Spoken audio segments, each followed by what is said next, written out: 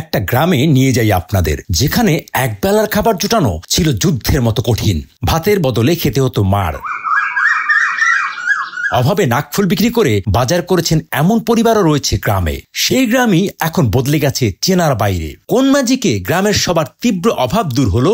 আলাদিনের চেরাগ পেল কি মুরারিপুর গ্রাম? আমি চায়ের দোকান করতাম, আমি একজন ভ্যান চালক ছিলাম। আগে খুব অভাব অনটন ছিল এই এলাকার। এই গ্রামের নাম মুরালিপুর। চোর ডাকাত মানে সব দিক দিয়ে বেশি ছিল। দিনাজপুরের বীরগঞ্জ উপজেলার মুরারিপুর গ্রাম। অভাবে মাথা তুলে দাঁড়ানোর সুযোগ ছিল না বললেই চলে, কিন্তু আজ প্রায় প্রতিটি বাড়িতেই গরু পালন হয়। এই গরুই যেন হয়ে উঠেছে এই গ্রামের ভাগ্য বদলের চাবিকাঠি। আমি মূলত শুরু করছিলাম প্রথমত একটা দিয়ে শুরু করাতে আমার প্রথমেই দুর্ঘটনা ঘটে, ওই একটা মারা যায়। মারা যাওয়ার পর মনে করেন যে কিছুটা ভাঙে পড়ে যায়। পরে আবার কিছু টাকা দিয়ে একটা থেকে শুরু করে আজকে ধীরে ধীরে এই পর্যায়ে আসছি। এখন মোট আছে 7টা, আরো ছিল, এগুলো বিক্রি করছি, জায়গা কম। এই গ্রামে সবাই গরু পালে, কারণ গরুতে সবাই আর্থিকভাবে স্বাবলম্বী। এখন মনে করেন যে লাভ আগের থেকে হয়তো খাদ্যের দাম বাড়ার কারণে কিছুটা কম হলেও আপনার জমি ফসল আদি এগুলা আবাদবানি করে যেই ধরাটা খায় কৃষক, তার থেকে এটাতে কোনো লস নাই, ধরা নাই। সব বাড়িতে বাড়িতে গরু আমরা, কারণ গরুর উপর খুব লাভবান বর্তমান। এর আগে আমার গরু একটা ছিল, তখন মানে চলার গতি অন্যরকম ছিল। তো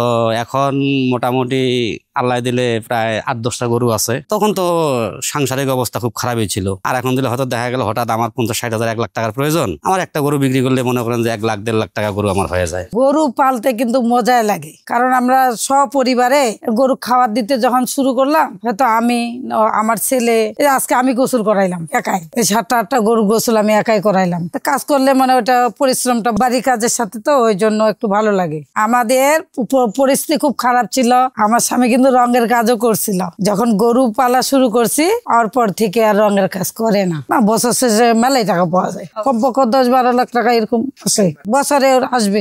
এখন কিছুটা কমছে, অভাবও কমছে, নাহলে আগে খুব অভাব ছিল। অভাব পূরণের মেন কারণে সবাই মানে একটা গরিব লোক দিন মজুর কাজ করলো, তার ঘরের তলায় একটা গরু কিনে পালতেছে আরিয়া। এই গরু দেখবেন নাড়াচাড়া করতে করতে 1-1.5 লাখ টাকা আসলো। এটা একটা পালতে পালতে আবার দেখবেন যে 2টা নিল, এরকম করে অভাব একটু দূর করছে। বিখ্যাত হওয়ার কারণ হচ্ছে এই গরু, ঘরে ঘরে গরু। হ্যাঁ, 100টা যদি বাড়ি আছে, এর মধ্যে 99টা বেশি আছে গরু। এই গ্রামের গল্পটা একেবারেই ঠিক যেন সিনেমার মতো। গরু এটা দিয়ে আমার মানে ছেলের 10,000-12,000 টাকা লেখাপড়া খরচা বাড়ি হয়। এখান থেকে প্রতিটা বাড়িতে কম বেশি 8-10টা করে গরু থাকে। না, মানুষের দেখে পাশাপাশি পালতেছে, সবাই লাভ আসতেছে। আগে পাশাপাশি একটা গরু তো আমরা 4 মাস পাললে মানে 10,000-12,000 টাকা আসতেছে। প্রতিটি দিন মজুর থেকে শুরু করে একবারে আপনার ধনাঢ্য ব্যক্তি বর্গ পর্যন্ত প্রতিটি বাড়িতেই খামারের প্রচলন আছে। কমপক্ষে 5 থেকে 15টি পর্যন্ত গরু লালন পালন করে আসে। আর এই খামারের উদ্দেশ্য করে এটা আপনার ব্যবসা আকারে খামারিরা লালন পালন করে